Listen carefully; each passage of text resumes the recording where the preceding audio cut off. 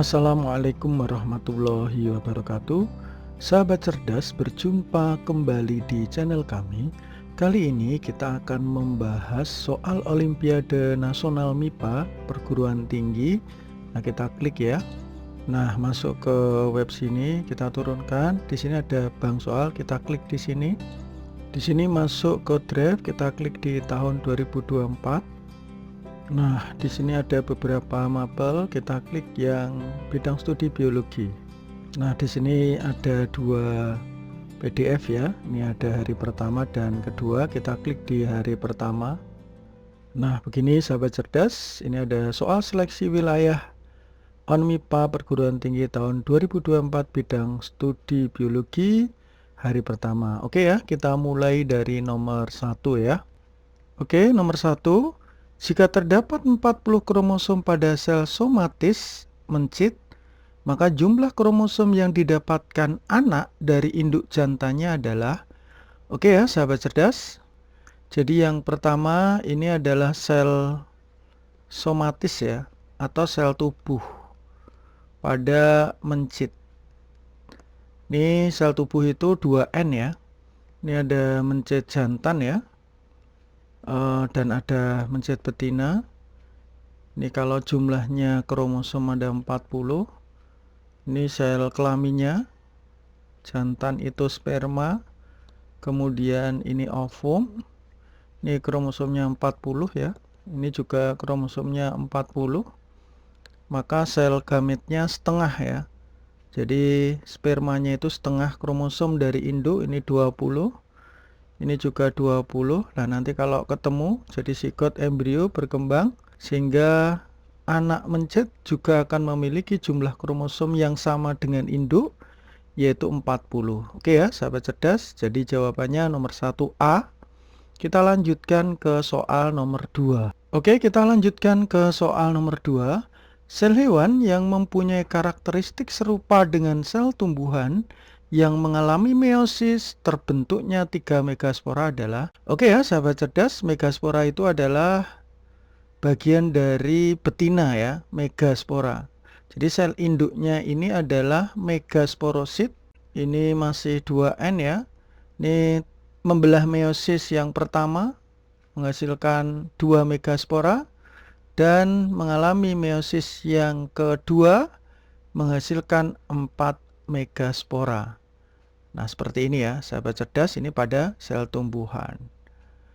Nah, kemudian satu ini akan hidup, yang 3 ini akan mati. 3 megaspora ini akan mereduksi sehingga hancur ya, mati, sementara 1 megaspora ini akan hidup. Nah, pada sel hewan yang mengalami hal serupa dengan sel tumbuhan itu adalah sel betina, yaitu sel induk betina namanya oogonium, ini 2N. Kemudian tumbuh menjadi oosit primer, ini 2N ya. Nah, ini mengalami meiosis ya. Ini meiosis 1, oosit sekunder ya. Yang satu menjadi badan polar primer. Nah, kemudian ini membelah lagi, ini juga membelah. Yang satu besar mengalami pembelahan meiosis kedua ya. Nah, yang 3 ini mengecil nih. Nah, yang membesar ini ada ootit. Nah, yang 3 ini akan menjadi badan polar kedua. Nah, 3 badan polar ini juga akan mati. Jadi yang sama yang mengalami pembelahan meiosis terbentuk 3 megaspora ya. Ini 3 megaspora ya. Ini hasil meiosis 2. Nah, ini adalah badan polar ya, sahabat cerdas. Jadi jawabannya D. Kalau spermatogonium ini jantan ya. Ini megaspora ini betina, salah. Ini spermatosit juga jantan, salah. Spermatozoa jantan, salah. Lah, oosit sekunder ini akan menjadi ootit nanti ya, sahabat cerdas. Jadi nomor 2 jawabannya D. Kita lanjutkan ke soal nomor 3. Nomor 3, sel yang memiliki densitas filamen intermediat yang cukup tinggi di dalam sitoplasma adalah, jadi sahabat cerdas, densitas itu kerapatan, filamen intermediate ini benang-benang tubulin yang akan membentuk kerangka sel atau sitoskeleton ya, sahabat cerdas ya. Tapi bukan untuk pergerakan sel. Artinya, di antara sel-sel di bawah ini yang punya sitoskeleton yang banyak karena berkaitan dengan ya tekanan-tekanan dari luar sehingga selnya lebih kuat. Nah, kalau sel sperma ini untuk pergerakan jadi kurang tepat, amoeba juga bergerak.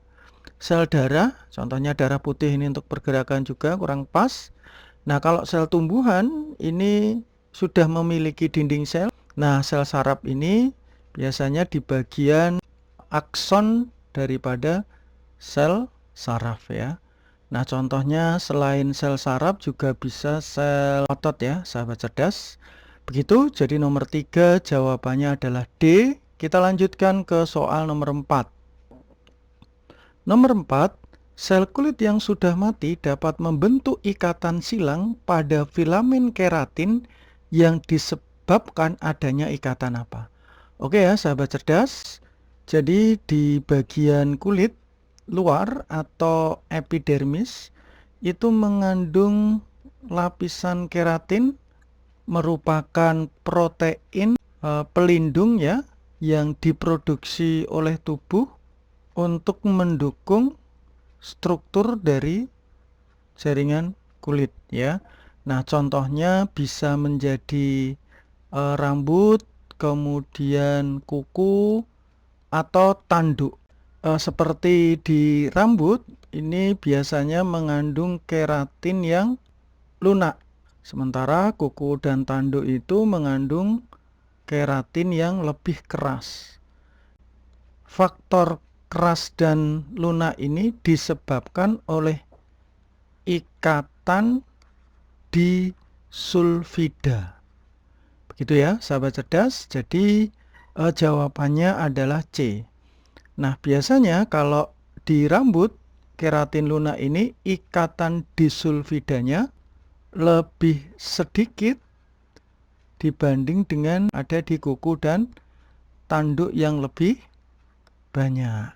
Nah, fungsi ikatan disulfida ini untuk memberikan keratin agar lebih bersifat stabil sehingga mampu menahan gaya yang lebih tinggi sebelum patah. Begitu ya, sahabat cerdas. Oke ya, kita lanjutkan ke soal nomor 5. Nomor 5, aktivitas yang terjadi saat otot mengalami kontraksi adalah, jadi sahabat cerdas, otot itu memiliki 2 filamen ya. Nah, contohnya ini yang atas, ini yang tipis, biasanya dikenal sebagai filamen aktin. Kemudian yang tebal ini adalah filamen miosin. Jadi kedua filamen ini saat mengalami kontraksi atau memendek. Nah, kalau kita lihat di gambar seperti ini ya, sahabat cerdas, adalah gambar terjadi kontraksi. Ini kontraksi penuh, ini adalah relaksasi. Jadi relaksasi ini otot itu akan memanjang, sementara kalau kontraksi itu akan memendek. Nah, siapa yang memendek? Yaitu antar garis Z1 dengan garis Z yang lain itu disebut sebagai sarkomer. Jadi kontraksi itu terjadi yang E ya, sarkomer itu memendek. Sementara garis Z ini saat dia berkontraksi, nah ini menjauh salah ya, berarti garis Z-nya saling mendekat. Ya. Nah ini garis Z, ini garis Z, antar garis Z-nya bukan menjauh, tapi saling mendekat karena menuju arah sini. Begitu ya. Filamen aktin berkontraksi, jadi filamen aktin ini yang atas tadi ya, sahabat cerdas, ini dia akan saling mendekat ya. Jadi bukan memendek, ini tetap ya. Ini tetap, cuman dia akan mendekat. Harusnya aktinnya mendekat. Sementara miosinnya ini tetap, bukan berkontraksi. Ini salah ya. Nah, aktomiosin kalau digabung itu akan memendek. Begitu ya, sahabat cerdas. Jadi Nomor 5 ini adalah E ya. Oke ya, kalau kita lihat secara keseluruhan ini adalah gambar skeleton muscle atau otot rangka ya. Ini ada serabut namanya myofibril. Nah, di sini ada garis Z, kemudian pita A ini anisotropik, ini adalah pita gelap. Pita I ini adalah pita terang ya, atau isotropik ya. Jarak antara zona Z dengan satu dengan yang lain disebut sebagai sarkomer. Maka saat terjadi kontraksi antar sarkomer ini ya akan memendek ya. Jadi garis Z-nya tadi akan saling mendekat. Sementara aktin ya saling mendekat bukan memanjang ya. Sementara miosinnya itu akan tetap ya. Begitu sahabat cerdas, kita lanjutkan ke soal nomor 6 ya. Nomor 6, hidrolisis ATP merupakan hal yang penting dalam kontraksi otot karena apa? Oke ya sahabat cerdas, jadi saat terjadi kontraksi, aktin dan miosin ini akan saling memendek ya. Ini butuh namanya hidrolisis ATP. Nah kemudian saat terjadi kontraksi, maka aktin miosin menjadi aktinomiosin. Nah, ATP-nya ini akan terhidrolisis menjadi ADP, nanti plus P plus energi. Nah, untuk itu butuh selain ATP, ini butuh ion namanya kalsium yang masuk ke dalam sitoplasma sel otot. Jadi, saat terjadi kontraksi, itu memasukkan ion kalsium ke dalam sel otot. B ya, sahabat cerdas ya. Nah, untuk yang lain bagaimana? Kita lihat ya. Nah ini ya sahabat cerdas, jadi ini adalah gambar dari kontraksi otot ya, dimana saat terjadi kontraksi itu ATP akan dipecah menjadi ADP dan P. Ini ada kepala miosin, ini sisi aktif, ini akan bergeser ada namanya troponin tadi ya. Nah ini butuh ion kalsium begitu ya.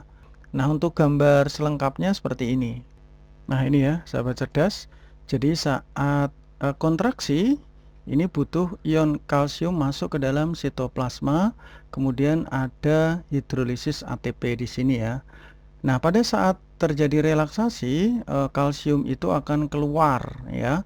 Kemudian ada pertukaran natrium ya, natrium ikut keluar, sementara kalium itu akan masuk. Nah ini juga membutuhkan ATP ini di dalam pompa ion. Maka kalau A ini memompa ion kalsium keluar dari sitosol ini pada saat relaksasi ya. Memompa ion natrium keluar dari sitosol juga pada saat relaksasi. Memasukkan ion Na ke dalam sitoplasma ini juga kurang tepat karena pada saat relaksasi ini ada pompa ion natrium dan kalium. Ini bisa juga pada saat relaksasi ya. Memompa ion kalsium keluar, memasukkan ion natrium ke dalam sitosol ini juga pada saat relaksasi. Jadi pada saat relaksasi ini ya, ini natriumnya masuk dulu terus kemudian keluar, terus diiringi dengan kalium yang masuk. Oke ya. Kita lanjutkan ke soal berikutnya nomor 7. Oke ya, kita lanjutkan nomor 7. Protein yang menggunakan energi dari ATP yang membantu pembentukan sister kromatid adalah, jadi sahabat cerdas, sebelum jadi sister kromatid, ini awalnya di dalam inti sel ini berupa benang-benang kromatin ya. Ini merupakan packing DNA dan protein histon ya. Nah, nanti dia akan memendek menebal menjadi kromosom dengan satu kromatid. Selanjutnya dia akan menggandakan kromatidnya ya menjadi 2 kromatid. Inilah yang dikenal sebagai sister kromatid. Nah, proses ini itu menggunakan energi dari ATP ya. Nah, itu butuh bantuan protein kondensin, yaitu untuk proses kondensasi. Nah, ini sahabat cerdas, kita lihat ya. Ini adalah gambar dari protein kondensin yang berfungsi untuk mengatur struktur daripada kromosom. Jadi jawabannya sahabat cerdas nomor 7B. Sementara itu kalau kodein ini adalah sejenis opiat ya, penghilang rasa nyeri. Ubiquitin ini adalah protein kecil berfungsi dalam proses seluler, bisa digunakan sebagai sistem imun, perbaikan dari DNA gitu ya.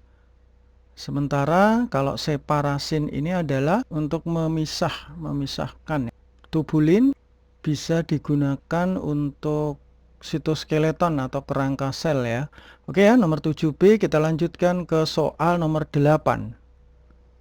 Nomor 8, penyimpanan dan sintesis rRNA dilakukan oleh, jadi sahabat cerdas, sintesis rRNA itu dilakukan di dalam nukleolus atau anak inti. D ya, sahabat cerdas. Oke ya, sahabat cerdas, kita lihat sintesis RNA ribosom ya. Di sini gen RNA ribosom itu ada di dalam nukleolus ya.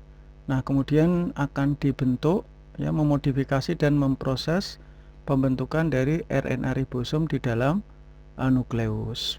Begitu ya, sahabat cerdas.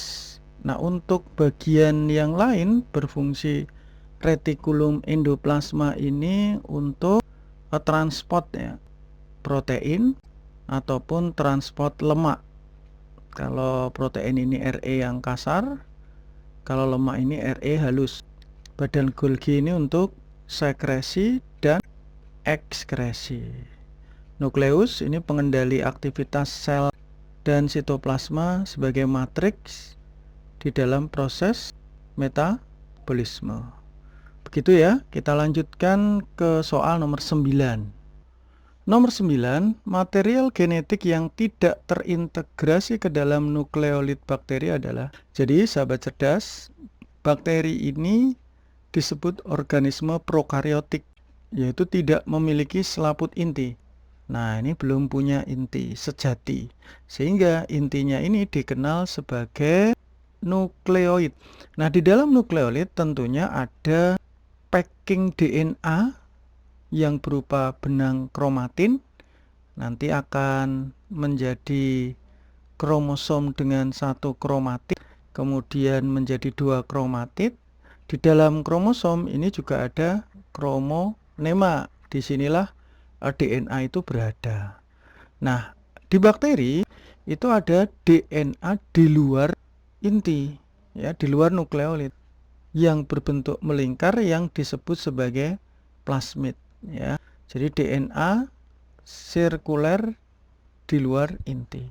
Jadi sahabat cerdas, ini materi genetik yang tidak terintegrasi di dalam nukleoid itu adalah plasmid. Jadi 9D.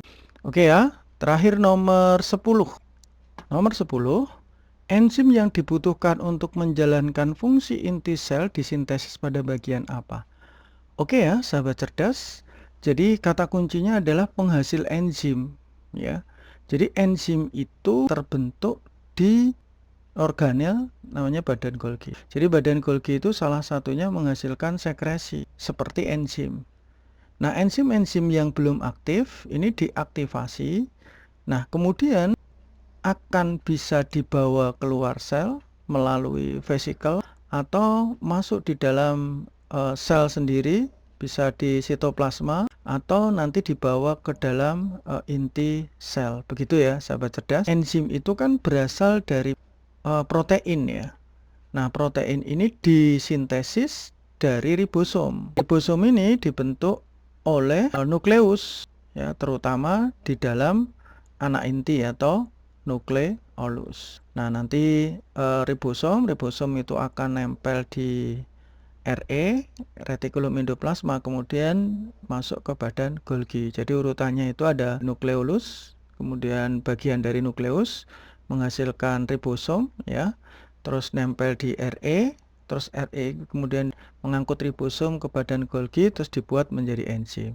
Jadi sahabat cerdas, kalau penghasil enzim agar fungsi inti tetap jalan ya, itu adalah badan Golgi. Jadi nomor 10 jawabannya E. Begitu sahabat cerdas, pembahasan Olimpiade MIPA untuk perguruan tinggi di part 1. Billahi taufik wal hidayah. Wassalamualaikum warahmatullahi wabarakatuh.